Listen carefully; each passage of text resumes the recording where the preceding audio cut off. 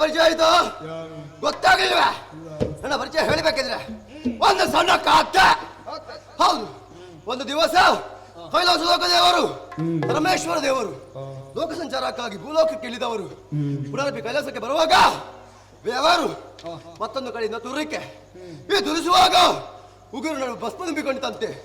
ಆ ಭಸ್ಮವನ್ನು ಒಂದು ಮಾಡಿದ್ರು, ಒಂದು ಗುಳಿಗೆ ಕೃತಿ ಮಾಡಿದ್ರು. ಹೌದು, ಆ ಗುಳಿಗೆ ಇಟ್ಕೊಂಡು ಒಂದು ಸುಮಾರು ಹೊತ್ತು ಹೀಗೆ ನೋಡಿದ್ರು. ಅದರನ್ನೇನಾದೀತು ಏನಾದೀತು ಏನಾದೀತು ಎನ್ನುವಂತ ಉದ್ದೇಶ ಇರಿಸಿಕೊಂಡು ತಗ್ಗುಲೆ ಗಮನಿಸಿ ಅಲ್ಲಿಯೇ ಹುಟ್ಟಿಕೊಂಡವ ನಾನೇ ಗುಳಿಗ.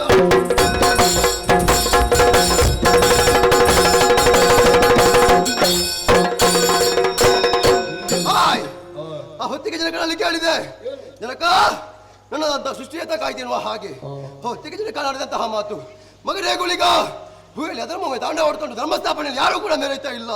ಎಲ್ಲಿ ಅಧರ್ಮ ಉಂಟು ಅದನ್ನು ಒತ್ತಿ ಹಿಡಿದು ಧರ್ಮ ಸ್ಥಾಪನೆಯಲ್ಲಿ ಮೇಲೆದ್ದು ಬಾ ಎನ್ನುವ ಹಾಗೆ ಮಾತನಾಡಿ ಅರಸಿ ಕಳಿಸಿಕೊಟ್ರು. ಆ ಪ್ರಕಾರವಾಗಿ ಭೂಮಿಗೆ ಬಂದೆ.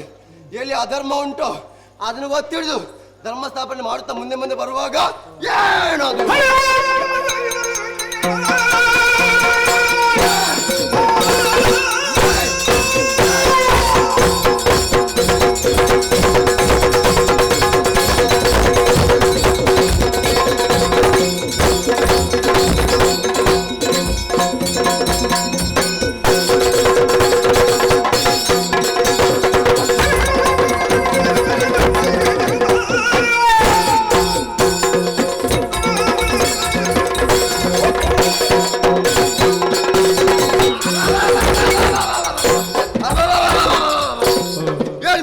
ಕಾಣುತ್ತಾ ಇದ್ದೇನೆ. ಧರ್ಮ ಸ್ಥಾಪನೆ ಮಾಡುತ್ತಾ ಮಾಡುತ್ತಾ ಮುಂದೆ ಮುಂದೆ ಸಾಗುವಾಗ ಏನದು ನಿರ್ಮಾಣ ಹಂತದಲ್ಲಿರುವಂತಹ ದೇವಾಲಯವನ್ನು ಯಾರೋ ದೂರಲಾರು ಪುಡಿ ಪುಡಿ ಮಾಡುತ್ತಾ ಇದ್ದಾರೆ. ಹಾಗಿದ್ರೆ ದುಷ್ಟರು ಕೃತ್ಯ ಮಾಡುತ್ತಾ ಅಂತಹ ಇವರನ್ನು ಶಿಕ್ಷೆಯನ್ನು ಕೊಡಬೇಕಾಗಿದೆ. ಮುಂದುವರಿದು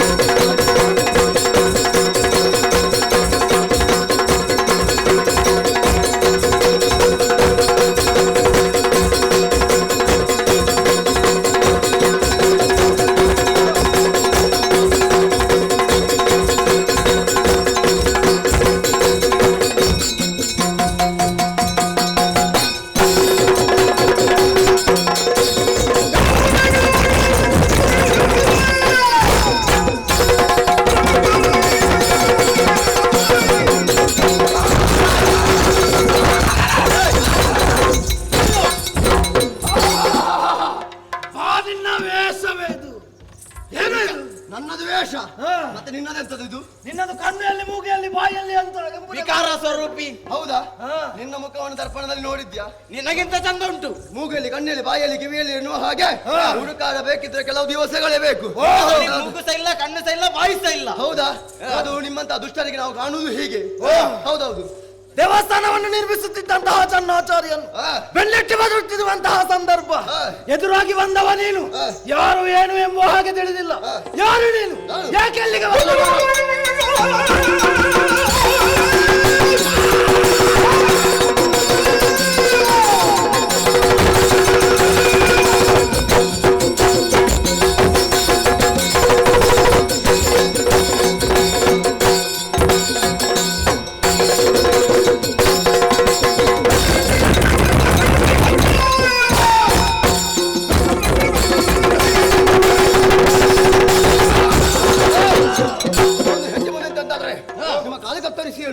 ಹೌದೇನೋ?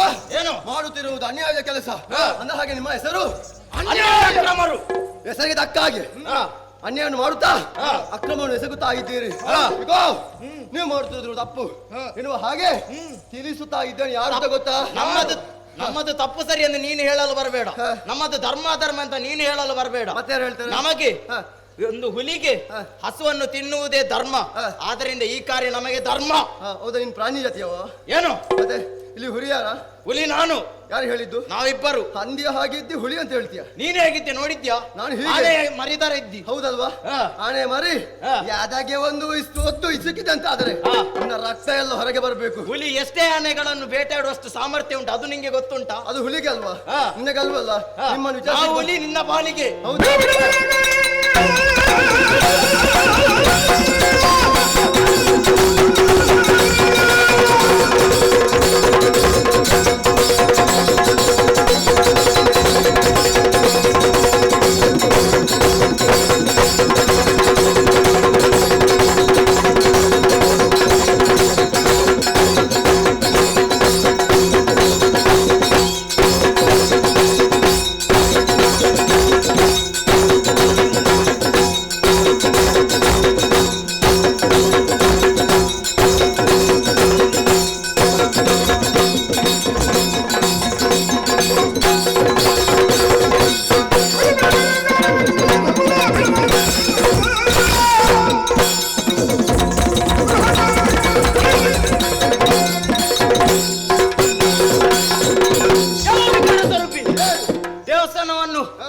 ಕಟ್ಟಲು ಮುಂದಾದ ಅವನಿಗೆ ನಾವು ಬೆನ್ನಟ್ಟಿ ಬರುವಂತ ಸಂದರ್ಭದಲ್ಲಿ ತಡೆಗೋಡಿಯಾಗಿ ನಿಂತು ಬಂದಿದ್ಯಾ?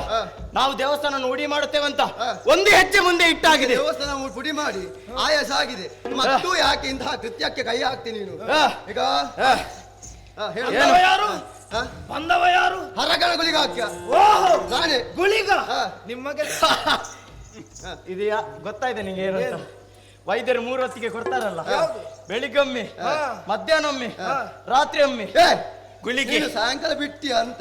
ಯಾಕೆ ಸಾಯಂಕಾಲ ಕೆಲವರು ತಗೊಳ್ತಾರೆ. ಯಾಕಂತ ಹೇಳಿದ್ರೆ ನನ್ನ ಸ್ವರೂಪ ಕಾಣುವಾಗ ಸಾಯಂಕಾಲ ತಗೊಳ್ಳುವಾಗಿ ಉಂಟು ನೀನು. ಹೌದು, ನಿನಗೆ ಮಾತಿನ ಬೆಟ್ಟ.